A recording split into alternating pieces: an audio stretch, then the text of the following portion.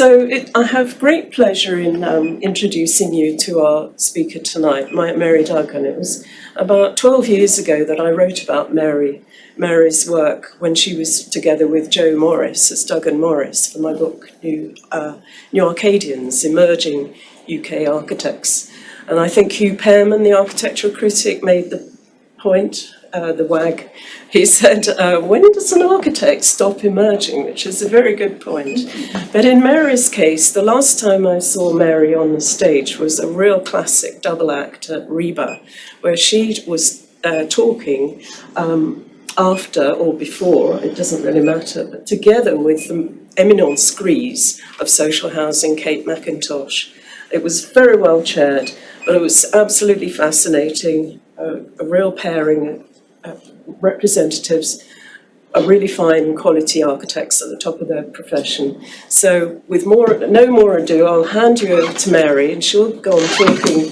She's very well timed until 10 or 15 minutes past, and then we'll have Q&A from anyone in the audience got any questions on her talk, and then we'll have some drinks. And the drinks are going to be served through the door, turn left, carry on up the steps and into our dining space where they're all laid out. So we very much look forward to hearing what Mary's going to tell us tonight. Thanks, Mary. Thanks so much, Lucy. Can I just, I have a very quiet voice, so can I just check that this volume is okay? Brilliant.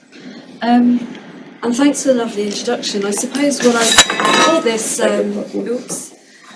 I have a very young practice and I'm not a young person anymore, so I kind of, in response to this question about when the practice stops emerging, I've really cheated because I've stopped and I've started again. So my practice has been going for 5 years, and when you kind of take off the pandemic, much less than that. I co-ran a practice called Duggan Morris for 13 years and left in 2014. I'll just give a very brief backstory. And I left with kind of two options. One option was to sort of set up a new practice and perhaps do the same again in a kind of smaller structure and grow back again. And the second was to sort of reflect on what I've been doing and perhaps find a different starting point. And so I wanted to do that. I guess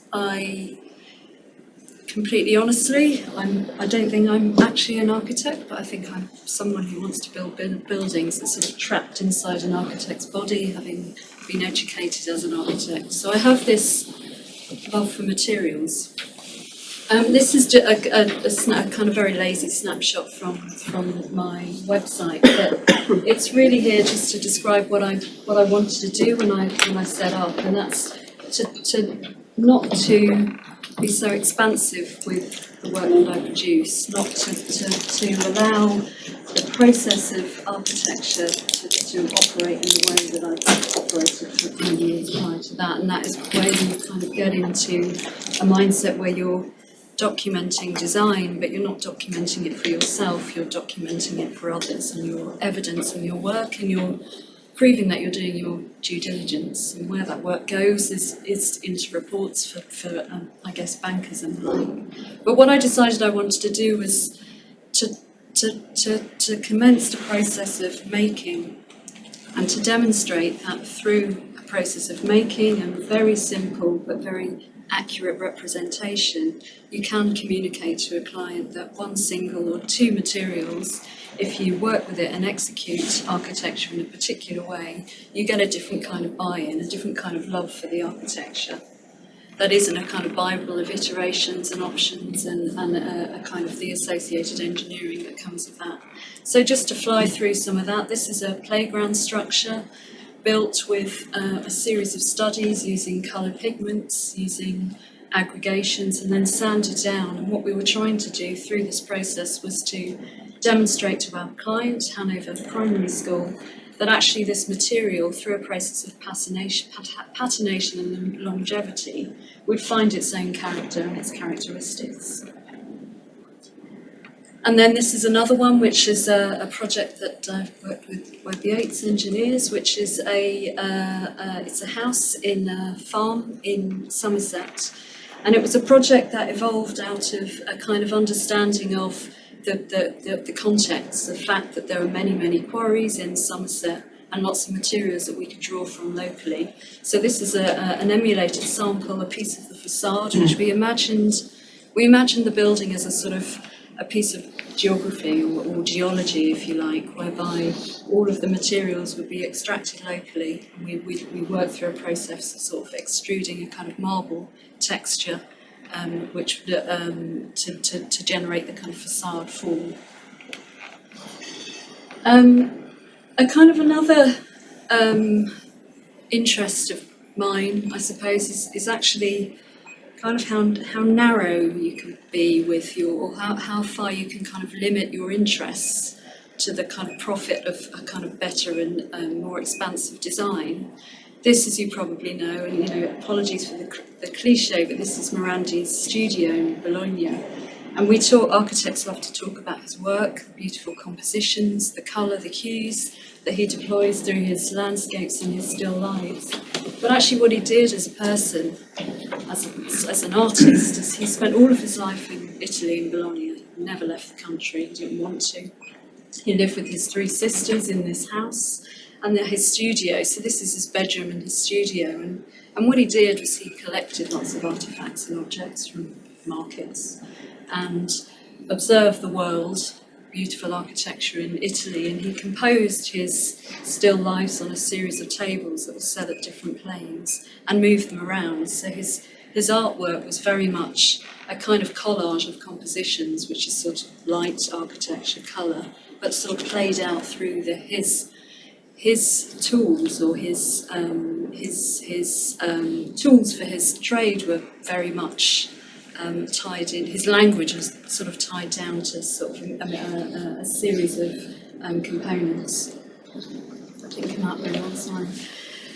So something else that I wanted to do in the studio when I set up was to run a residency programme, just to sort of go back to, I think, the way we make buildings and the way we've sort of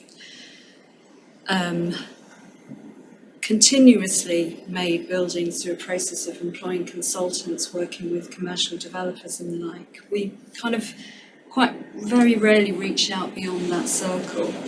So this is a diagram which is sort of trying to describe this idea that the way we work is in a very closed circle. And what I wanted to do was sort of create an environment within my studio which allowed other creatives in. So I ran a residency programme, which so far, well, I've had 4. I've decided to stop it now for various reasons. But during the period of the 2 years that I ran it, I had an illustrator, poet, artist called Nigel Peake. This is some of his work. I've had a ceramicist in the studio. I've had a composer and a fine artist. So the way that has worked, just to give this one as an example, this is Nigel Peake. He does these incredibly meticulous drawings. So each of these drawings, they're A1. He works with very fine pencil. It's pencil on pencil, almost 8 layers. So whilst they're 2-dimensional, they're very layered and there's lots of depth in them. But what he wanted to do was to come into the office and sort of sit in a cupboard. Actually, we converted a cupboard so he could hear the sounds of our voices, hear the discussions we were having, and kind of look at the material, but he didn't want to respond to it in a very kind of particular way. So these aren't still lives, and some of them are very obviously pieces of work that you'll probably see later in this presentation, but others are sort of abstract depictions of conversations where we were talking about colour, for example. And then what we did with those is he made those drawings over a period of 3 months and he gave them back to the office, and we set ourselves a brief that we would convert those drawings into 3D objects. So the constraint we set ourselves was that we would pour these images. We would design something that would in dialogue with his work. And these are a series of samples of those. Most of them plaster, some of them wax, and others sort of sand cast concrete. And then, so also sort of within the residency, we had a ceramicist who came into the studio, very the opposite of Nigel. She got herself a turning wheel. She booked in lots of kilns in the area, and she just processed pots for 3 months. And during that period, we were going back to the Averys. I promised I wouldn't go back and forth with slides, but we were designing the kind of marble texture of the Averys facade. She went to that same site and she collected organic material and she made a kind of glazed, she sort of designed a glazed process that would sort of parallel that same process. So a kind of marble glaze on a vessel, whilst we were trying to generate a kind of marble texture on the facade. So this is, I'm going to try and explain this quite quickly. This is a site that I bought in 2005. It's the L-shaped section in the middle. It's a very typical, I'm sure there's lots of architects in the room, just described as a sort of backland site. I bought it to build a house for myself. And, you know, we all imagine the house that you design for yourself and how it would look. And I didn't build that one because actually I felt that the site had its own character. It's actually a site surrounded by brick garden walls. It would have once been a dairy. When we bought it, it was a kind of plaster workshop of sort of light industrial use.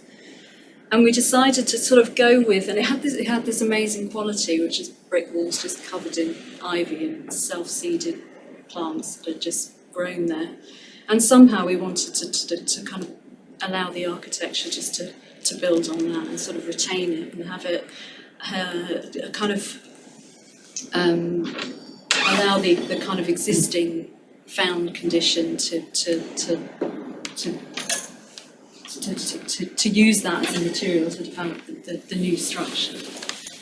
So it's essentially two structures. The building on the right is the house that I built, but the one that I built, and that was built as in my previous practice, a house for myself, which I then subsequently sold on to a friend, and then a second friend brought it and came back to me and said, I want an extension to the house. So what's quite amazing about that is because I'd lived in it for 5 years, I knew exactly where to put the extension because I knew where. I loved the garden. Conceptually, the house was slowly being consumed by the climbers, and I knew where the building doesn't look like the most logical place, but I knew that plants wouldn't grow there, and it was the place in the plot that would contain the right area for the studio. So the shape on the right is a studio, which I'd kind of imagined as again, not a piece of architecture. I kind of rather imagined it as an extension of these walls, but it would have a space inside it for the work that descended into the back of the site, and it would have this sort of cave-like quality, a very different quality to the exterior that would allow him to function in exactly the way he wanted to, in a very separate to the building form itself. So then, externally, what we'd imagined was that it would slowly, the brick facade, the same quality as the brick wall in the house that had come in the first place, would slowly become consumed by the climbers. So actually the architecture for the project, once the kind of master plan was established, was really very much about the detail within the door and actually how you'd interface with it, how you'd find your way in. So the door and the door handle became a very important part of this piece of work. So this is a door handle which is called push-pull, which was sort of very carefully designed around the ergonomics of the hand. So the green one at the back is the pull, and the circular one at the front is the push. And that's the thing that we imagined in the end would be the kind of the visible piece of the architecture and the piece that would attach the kind of human interaction with the building, with the interior. And that's how it was then. Sorry, back again. And it's sort of slowly disappearing into this. It's a beautiful garden, actually. Perhaps it doesn't look like it here, designed by Noel Morris, who's now working for the Garden Museum. And then, so at the opposite end of the scale, that's probably one of the smallest projects I've delivered over the period of my practice. This is the other end of the scale, which is a 157 unit housing scheme in Croydon.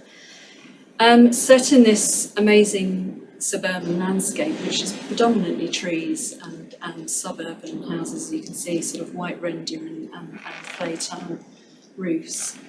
The project was set, and the brief was written by Brick by Brick, who are London Borough of Croydon's delivery partner. And as you know, we're all familiar with, the brief set a number of units. It had been built on a capacity study, and we were invited to generate a series of options.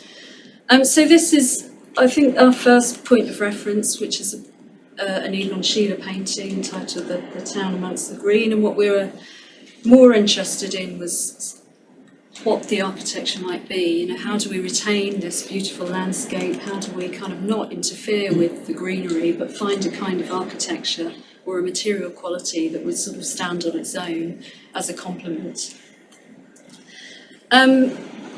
This is just a picture I took in Devon, and I kind of love the fact that the quality of the ground and the very pixelated quality of the grass is almost identical to the kind of very deteriorated quality of the render on the building. But I kind of enjoyed this in a very painterly way, that there might be a way that somehow the architecture and the landscape could somehow meld together.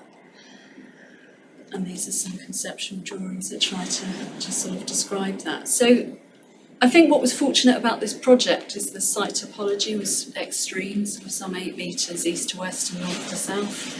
And it had this very precious but very unprecious looking ancient scheduled monument at the top of the site, which is one of the last remaining pieces of the Surrey Iron Railway. So through a whole series of studies, which I'm not showing here, we demonstrated that actually the sort of villa or pavilion approach, whereby we would run with the topography and plant a series of villas within the landscape, would be a better, a denser project, whilst allowing us to retain as much of the open parkland and sort of talk about, you know, in a very serious way, an idea about the ground plane being public-private, and then ascending into a very domestic realm. And that's all resolved through the section. You can see here how they ascend towards the scheduled monument at the back. We managed to retain almost 80% of the trees and reintroduce some trees. And again, in a very similar way, we ended up with the best we could do, which was this textured brick running across around the 5 pavilions, a very flat brick colour. So we didn't want texture in the brick and texture in the laying of the brick. But we're running with this idea that perhaps over time the building would sort of start to become consumed by the landscape. And these are some fairly recent photographs of it. This is actually the built building, which is tucked in behind the trees on the right-hand side. Geographically, it sort of drops into a chalk basin. So what we wanted to do was not impact on this, on the kind of suburban silhouette, and try and maximise the height and maximise the linkages to this park, which sits to the north of it. And this is it just appearing above Woodcote Road on the upper part of the hill. So that was my intro, a kind of fast intro. Don't know how many minutes have gone by. So I've got 2 projects that I want to explore in this lecture. So I am really keen to try and push my practice into kind of unknown territory, and perhaps try and do things that push away the obvious opportunity for the benefit of exploring something new with people who are kind of willing to explore it with me. So this, and that's because I really genuinely feel that something needs to change. I think, every now and then you've just got to step off the treadmill and try and make something else happen through a process of exploration. Successful, whether they succeed or fail, I think there's always something to learn. So this is a a project entitled A Pavilion Made of Gypsum and Stone and Wood. I worked on it with Steve Webb, sitting here in the front row.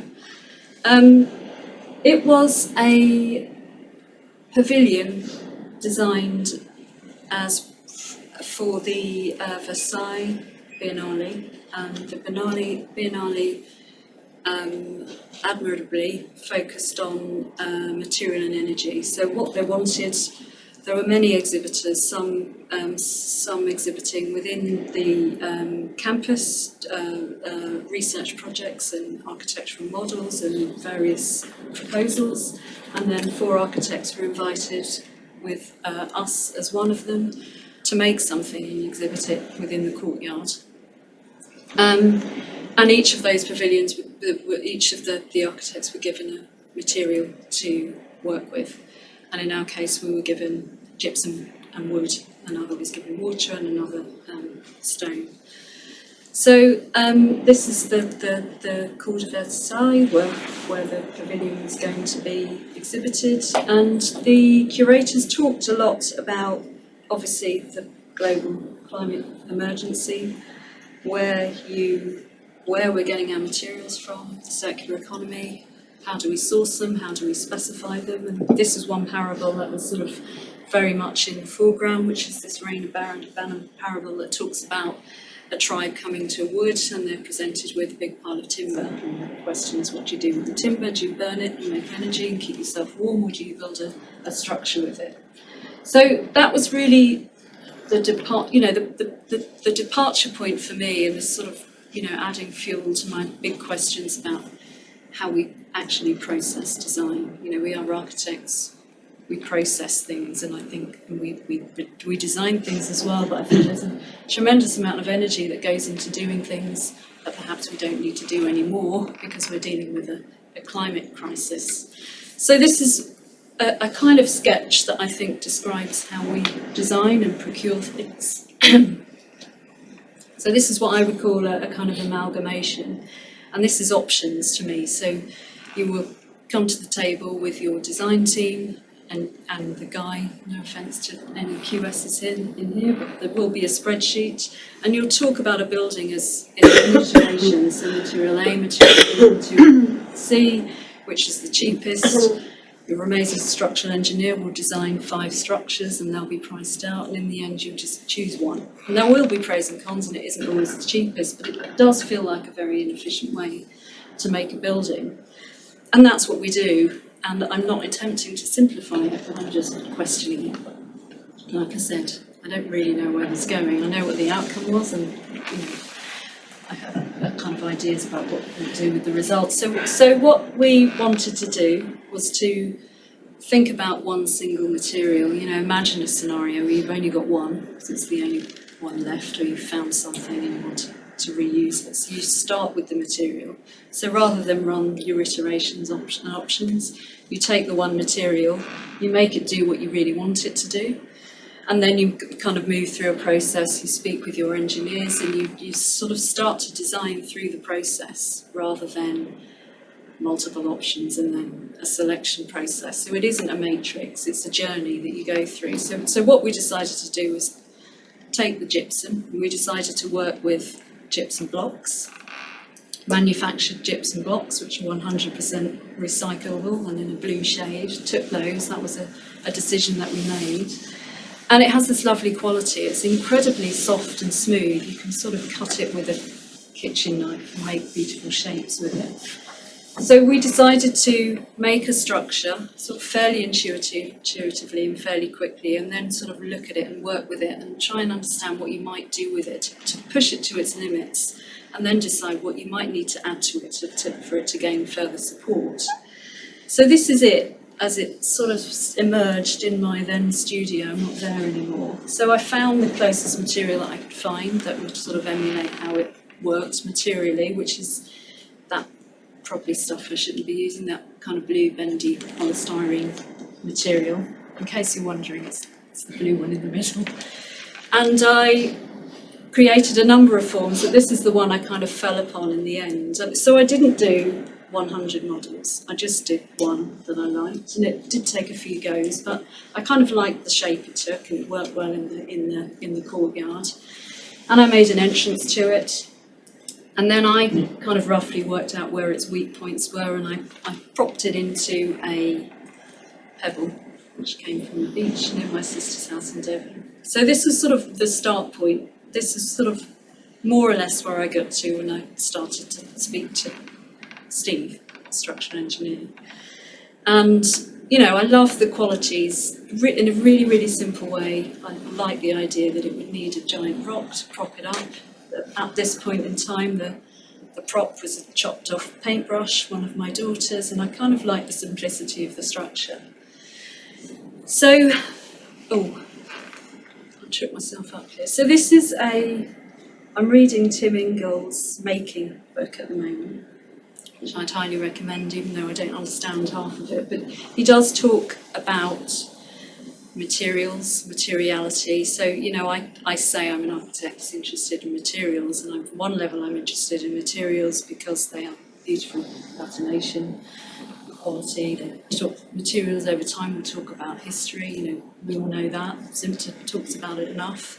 But then there's also this attachment that you have with materials. So you'll pick up a piece of wood and have an idea about a lump of wood, but you'll look at a table and you won't think, well, that table is a lump of wood, and then you'll look at a piece of structure, and the structure is a structure that's come out of a process that's designed by an amazing engineer. See, there is a connection between material and the sort of final image that I think, so there's a bit in the middle that we call architecture, but I think there are the two extremes that really interest me.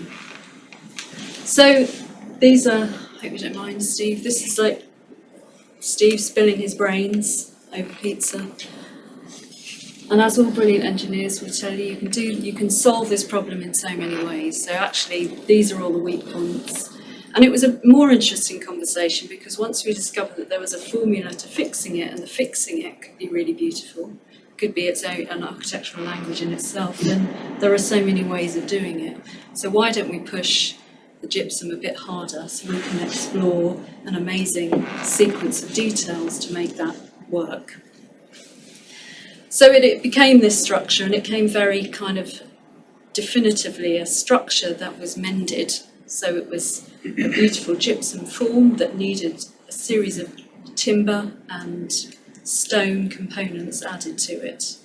And this was the drawing that came out of it, which felt like it's a very simple drawing. It's a very weird drawing, you know, I understand that. So where we got to is it's a block wall, these blue blocks that are very, very thin. We realised that in order to prop it into a boulder, we discovered through the supplier of the gypsum that we could just get a pure gypsum boulder, stuff the very finely crafted prop into it, and then in order for that prop to find a firm resting place within the gypsum itself, we had to make these stone clasps, which are kind of very beautiful objects in themselves. So these were designed and highly crafted to clasp the gypsum with a series of, so the stone clasp rested within the plane of the gypsum, and then there was a timber yoke pair which was fixed into the external prop. And Steve will explain that much better afterwards than I can. So in order to make those things, we went out and we met a stonemason, and we found pieces of stone that we could then make into these beautiful forms to be the support for the props. And a kind of lovely making process came out of that, you know, making something like totally weird but necessary and defined through this journey that we had kind of decided to go on to explore one material, the second material in a work sequence. And here they are, and I think you'd be surprised when you see how big they are. They're really big. The boulders came from the sponsors, the Clara Platra Foundation, the Gypsum Block Foundation, and they were hoisted into site.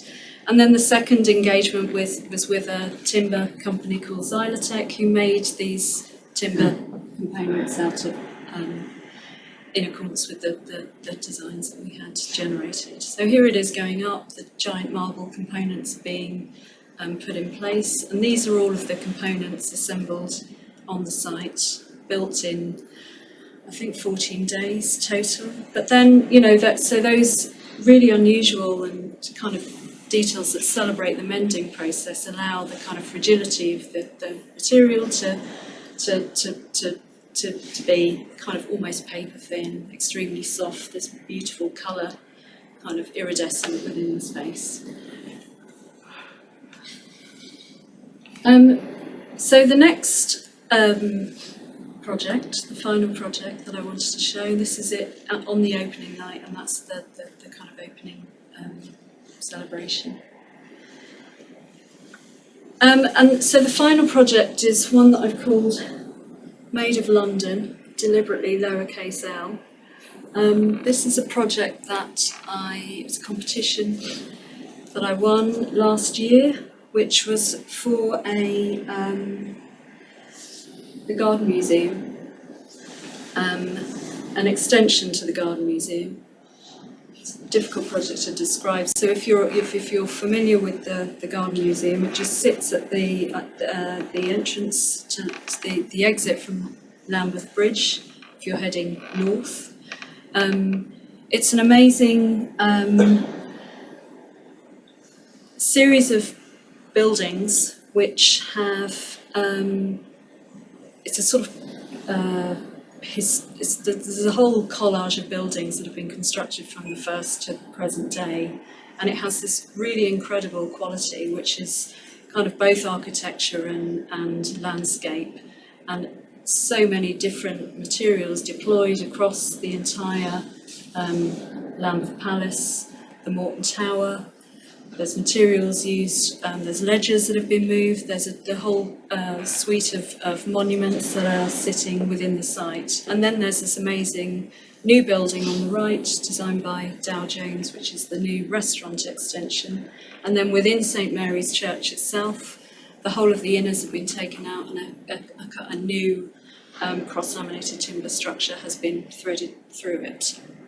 So it's had a whole really amazing journey, from the occupation of the Archbishop of Canterbury, and then right through to the end, the arrival of Lambeth Bridge, which in urban terms completely reconstructed the way that the land around the church was being used. But as you can see, over a period of time, lots of the church was deconsecrated, parts of it were deconstructed, and kind of new pieces have been built in. And I'm sort of labouring that point, because I think what we do in London is, when we see a piece of history, we kind of, desperate to preserve it. But actually, what's often come before is, quite lots of things have been taken down and reconstructed and built in very, particular ways, with reference and no reference.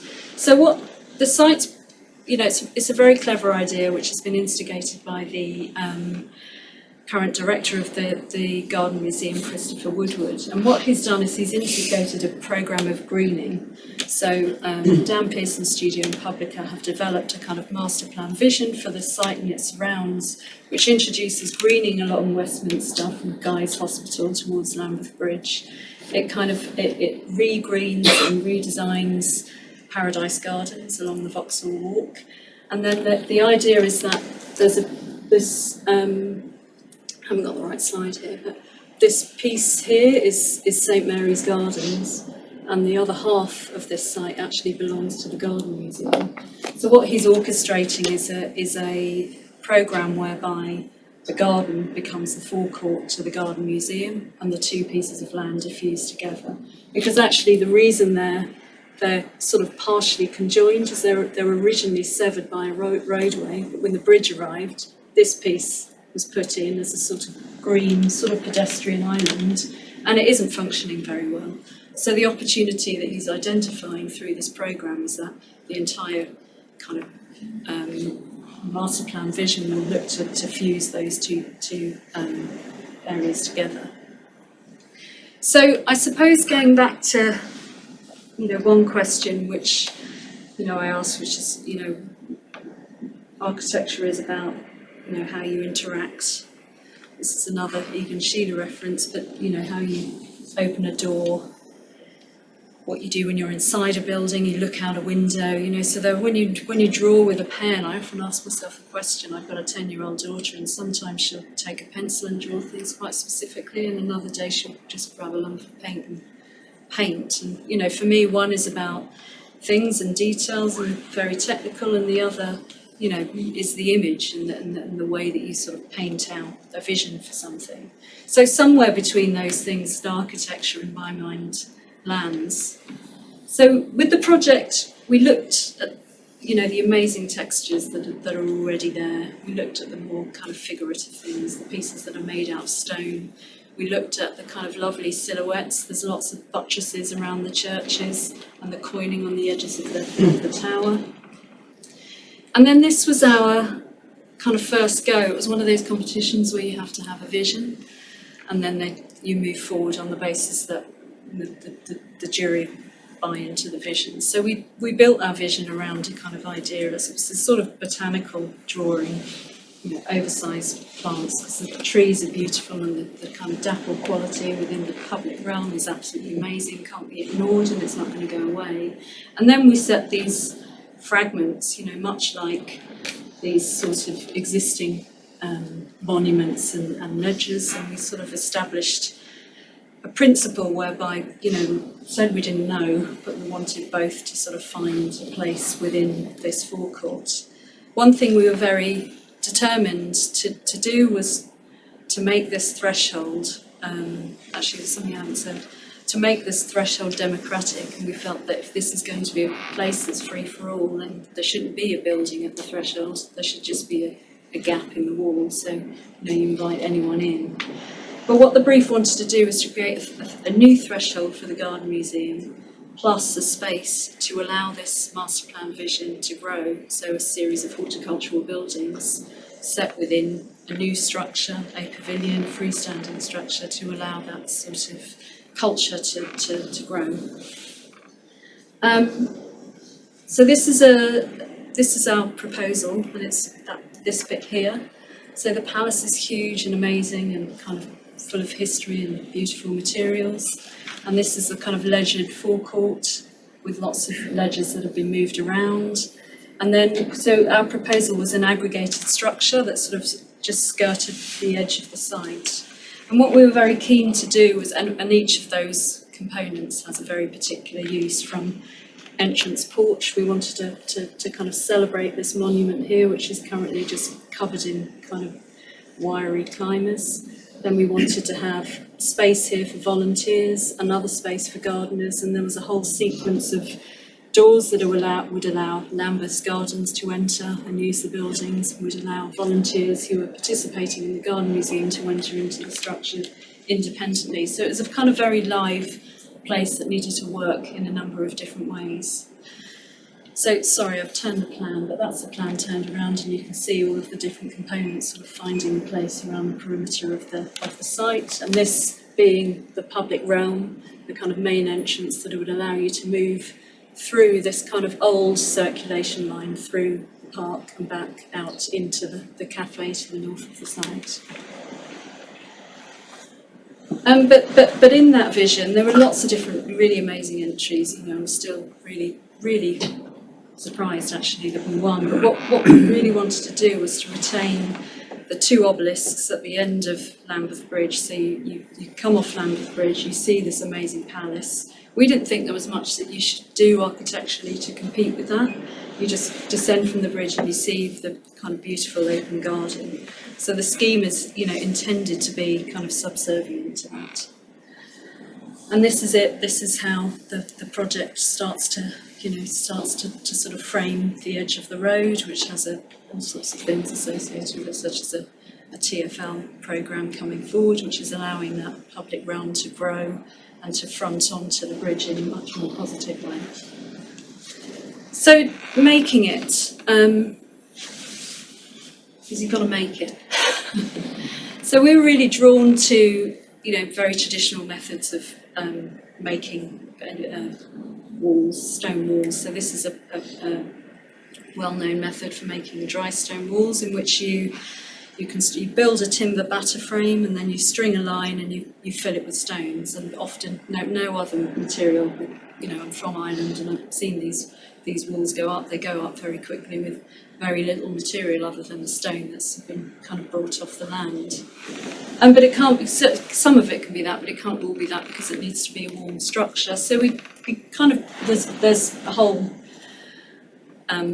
piece of research on this, but we looked into rubber walls. We looked at and kind of enjoyed how quickly and how simply they would be made, and came up with a kind of an idea, again a structural idea, whereby we wanted to celebrate this sort of repeated motif within the context, which was this sort of buttress detail. And actually the buttress detail, as we discovered, is a necessary part of building a kind of stone buttress wall. And then kind of really loved the idea. So the image on the right is a sort of framework, or we called it a drawing, where you construct a frame. An engineer might call it sort of wind posts. But what we wanted to do was almost draw three-dimensionally this footprint for the aggregated wall, and then sort of fill it up. And we wanted to fill it up. We made it. We tried to emulate the process, and this is a cheat, because we couldn't work out how to cast it upwards when you needed to do certain things to make sure that the front face was flat. But this is a model that sort of describes the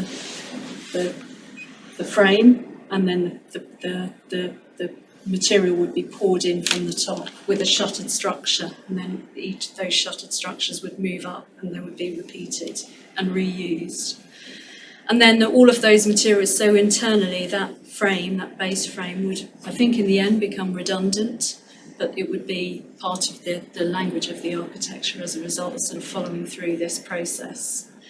So then what we wanted to do was make it out of London. And this is where the Made of London comes from. And we sort of started a process. Actually, I reached out to someone in the room and I said, we want to make this out of stone. We want to make it out of stone that's sort of nearby. How do we do it? And we were told that there were 200 tonnes of granite from the embankment that potentially we could use for the project. So that got us thinking, well, if that's available, what else is there? So we know, and we all know, that there are lots of materials out there that we could potentially reuse and isolate and capture, not in a kind of, there's an architectural salvage and it sits somewhere and it gets made good and priced up, but perhaps we could sort of embark on this journey to make this wall by isolating a number of different buildings and try and capture those materials sort of early on in the process, and perhaps the structure itself could start to become the place into which those materials were emptied and formed. So these are a series of fragments, and we've worked the images here. I'm not entirely happy with them, but they're trying to emulate what we're after, which is a series of fragments that respond very particularly to the qualities and the use, the human use, and the way we want people to interact with them. They have the sort of shadow of the line of the divisions where each material pour, and then within each there's an aperture that allows a sight line from the inner part of the garden to the acorn on the top of the obelisk, and so on and so forth. But components are added to kind of really celebrate the kind of human qualities of the reason, the placement of the kind of person within the garden, as well as the salvaged material that's been kind of taken across London and poured into these. Sorry, I'm losing my words now. Poured into the shuttering. So at the moment where we are with this is we've developed a process where we're going to joint venture with a contractor who's willing to sort of test a series of samples, and we're working through a kind of process of, once those pieces are fully designed and the interior briefing is fixed, we want to then start adding the very particular details to do with entrances, gardening, salvaging water. We've got these gargoyles which will take water so they can be used in the gardens. But ultimately, the vision was really that we might start with a project which draws on the available materials within London. It's sort of it becomes a kind of archaeology. The wheelbarrows with stones and the making that's involved in the construction of these buildings then sort of start to become replaced with the plant species. So the wheelbarrows used by the construction team and then used by the horticultural team. So it becomes a kind of live working project that, you know, I think very much speaks about both the circular economy but perhaps a different way that we might talk about London heritage. I think that's it. Yeah. Good.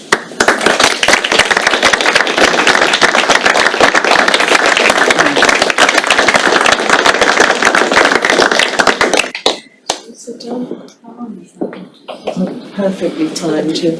Thank you very much, Mary. That was really fascinating, such evocative, bespoke words at work. And I was really thinking just before, 10 seconds before you used the word archaeology, that's archaeology of the present, but so sort of redolent and past and very much in a unique form. So we've got time for a few questions. Anyone have any questions for Mary?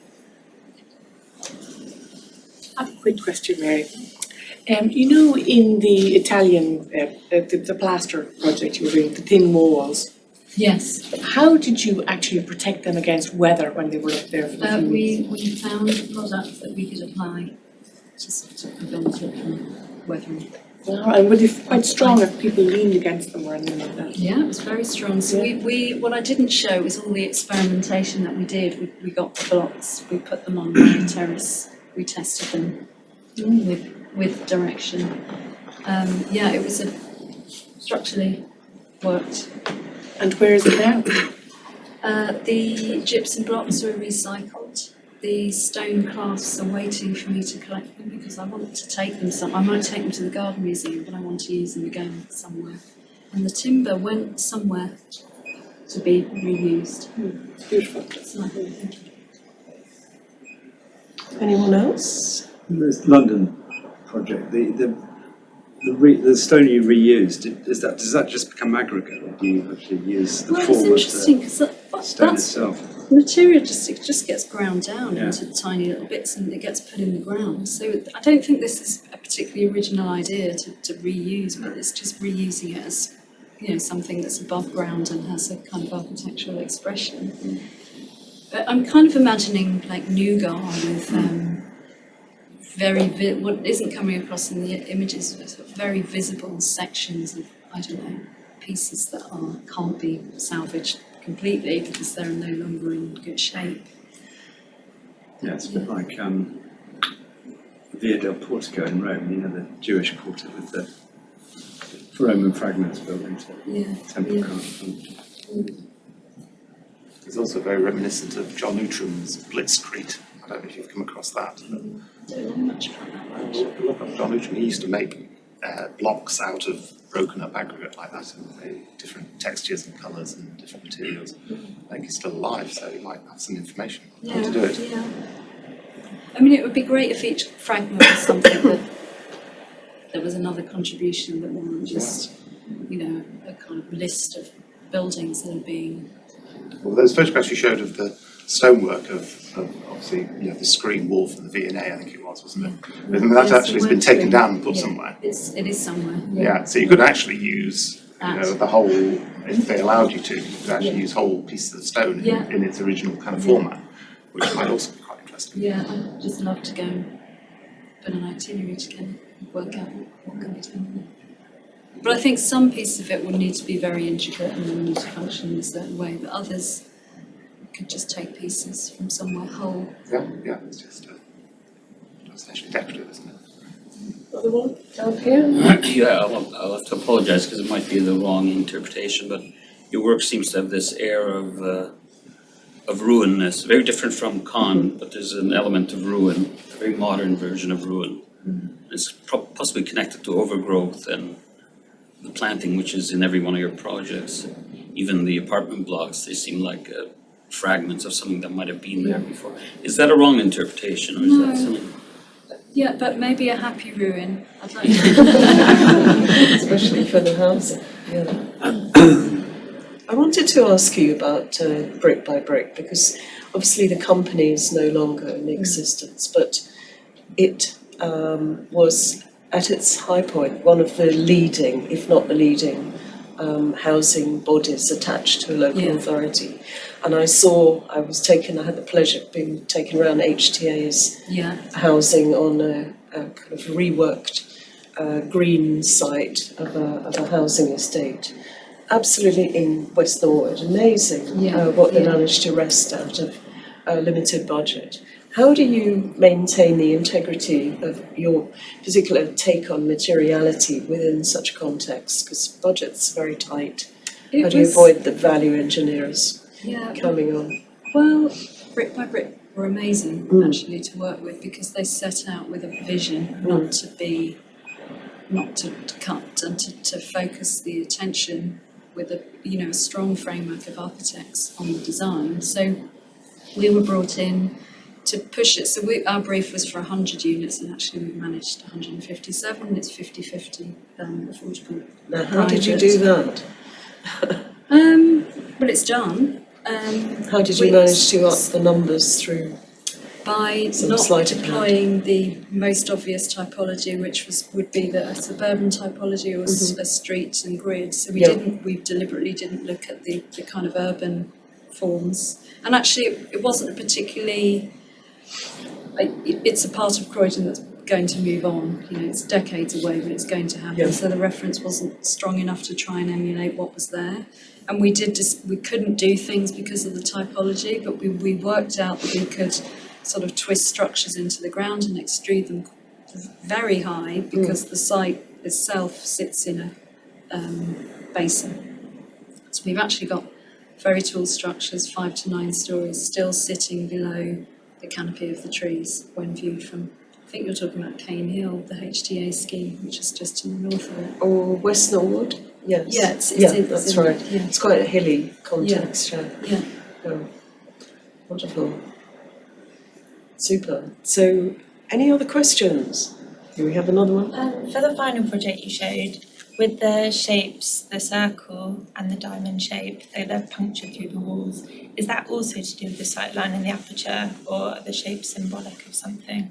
They're taken really from observations from the site, and I think as we move forward they'll change, but the diamond form, there's one almost identical in proportion within the St Mary's Church.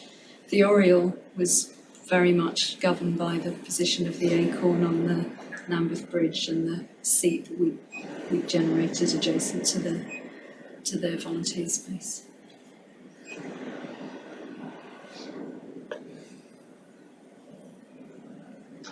Any more for any more? The wine is upstairs. Could you Oh, discuss Chris Dyson, yeah. your thoughts about model making? Well, not really model making, it's kind of sculpture, I think, and how that influences. It seems to me a sort of discussive approach to design, where one informs the other, and it's not drawing first, then making a model in the traditional sense of an architect. It's the other way around. It's so, and obviously not all clients can read drawings, I've found over the years. You need to find a different kind of dialogue or a different way to present the work, but I think you give someone something and you get them, it's very precisely made, and you tell them what the ingredients are. You make a cake, you have a very different reaction to it. And if you say to someone, we've put something in it and you can see it, and if you interact with it in a particular way, you get a very different response to a card model, which you might get and understand the spatial consequences of something built at 1 to 50. But I don't know if that's any better than the CGI.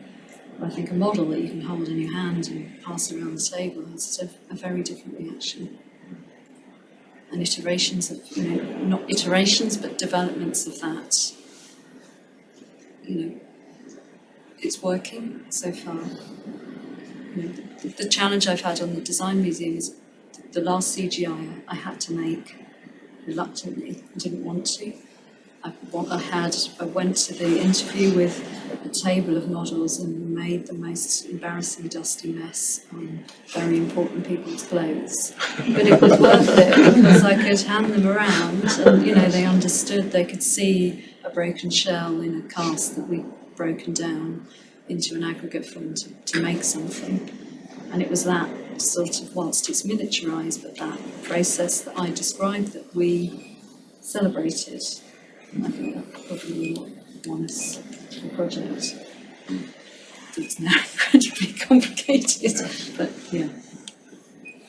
It reminds me of the story I'm reading about the building of St Paul's and the stonemasons working in sheds and how they had blocks of stone and they just had literally wooden shapes. There were no drawings, and they would cut and carve the stone to these shapes. And your work has that elemental work, which is really attractive. It's beautiful, and somehow when all these parts come together, it's a very powerful whole. Which is very interesting to see it move on and develop. I think. Yeah. Well, I think a lot of the models have relied on known processes. So some of the models talk about patination, some try and emulate the way that something might be built. But what I'm really excited about the Garden Museum, fingers crossed, is that we'll be building one-to-one samples somewhere. We haven't decided where, but these constructions will happen. And people will become specialists again. There might be a whole new craft out there. So that's what we're looking forward to. So do you envisage always for the whole of your life having residences within your studio to help stimulate and cross-fertilise ideas? I'd like to think about the practice. The one that I didn't mention, we had the composer worked on a building, the old rectory in the city, not far from here, and what he did was kind of got really stuck in our process where we designed 2 floors of a building that had to preserve everything in it. We couldn't really touch it because it was grade 2 listed, not grade 1, but we were forced into having to keep it. But on the upper floors, which were a later extension, we had a bit more freedom. And he was really he thought that was kind of mad. And, we did design some really interesting pieces in response to that problem. But he made a piece of music. He did all sorts of things. He collected history. He looked at the construction Gantt chart. He was working with kind of various Baroque instruments, and he found one that would have existed at the time that this building was built. And he made an amazing piece of music, which was just a mashup of everything. And at the end of the project, as part of the LFA, he played this 15-minute work that also had soprano voices in it. And it was incredible, actually. It sounds really cheesy, but you could hear the history. You could actually hear the history because he'd been through this process to make this piece of music. Wonderful. I love the idea you're fostering within your studio this process of perpetual process of inquiry and experimentation. I think, Mary, hope you maybe agree with me that I think Mary is a true original in her field. And lots of very evocative phrases about the process of design. And so many Egon Schiele works as well, which keep cropping up. They're very thought-provoking. Anyway, thank you very much, Mary. It was really, really evocative. I'm thinking of another word as well. Just illuminating, for sure, about where you are right now. And we really look forward to coming to the Garden Museum when it's finished. When are you due to complete? I think it'll be at least... Dangerous question. Yeah, probably 18 months at best. Oh, yeah, well, it's we'll tracking a TFL. Make a note to get down there. Yeah. Carry on watching your work with great interest. So please put your hands together and thank Mary.